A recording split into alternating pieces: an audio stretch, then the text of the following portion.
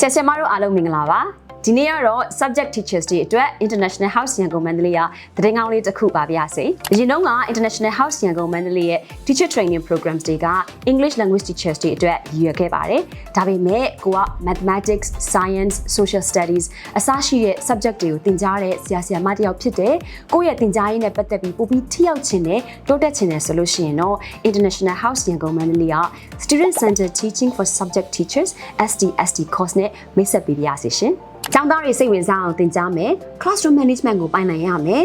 ပြီးရင်ကိုစာသင်ကြားတဲ့အခါမှာ lecture ပေးရုံကိုကပဲရှင်းပြပေးနေရုံမဟုတ်ဘဲနဲ့ကျောင်းသားတွေကိုယ်တိုင်တက်တက်ကြွကြွပါဝင်တဲ့ classroom တစ်ခုကိုဖန်တီးမယ်ဒီ teaching skills တွေကဘာသာရပ်မရွေးဆရာဆရာမတွေအတွက်လိုအပ်တဲ့ skills တွေဖြစ်ပါတယ်ဒီ STST course မှာဘာတွေသင်ယူရမလဲဆိုလို့ရှိရင်တော့ပထမဦးဆုံးအနေနဲ့ understanding learners and learning ကျောင်းသားကျောင်းသူတွေနဲ့သူတို့ရဲ့သင်ကြားမှုသင်ယူမှုပုံစံတွေကိုကျမတို့နားလည်အောင်လေ့လာမယ်။နောက်ပြီးရင်ထိရောက်တဲ့ classroom management techniques တွေကိုလည်းသင်ယူရပါမယ်။ subject teachers တိုင်းအတွက်အသုံးဝင်တဲ့ကျောင်းသားဗဟုပြု lesson plan တွေကိုဘယ်လိုဆွဲမလဲ learning activities တွေကိုဘယ်လို design လုပ်မလဲအဲ့လို design လုပ်တဲ့အခါမှာထည့်သွင်းစဉ်းစားရမယ့်အရာတွေကဘာတွေလဲဒါတွေကိုလည်းဒီသင်တန်းမှာဝေမျှပေးသွားမှာဖြစ်ပါတယ်။ feedback and assessment ကိုကျောင်းသားရဲ့သင်ယူမှုတိုးတက်ဖို့လို့အတွက်ဘယ်လိုအသုံးချမလဲဆိုတာတွေအပြင်သင်တန်းကာလတောက်လျှောက်ကိုသင်ကြားခဲ့ရတဲ့အရာတွေကိုလက်တွေ့ပြန်ပြီးတော့အသုံးချနိုင်ဖို့လို့အတွက် teaching practice နဲ့ trainers feedback session တွေလည်းပါဝင်သွားမှာဖြစ်ပါတယ်။နောက်ထပ်ထူးခြားချက်တစ်ခုကတော့ဒီသင်တန်းကိုမြန်မာဘာသာနဲ့ပို့ချပေးမှာဖြစ်လို့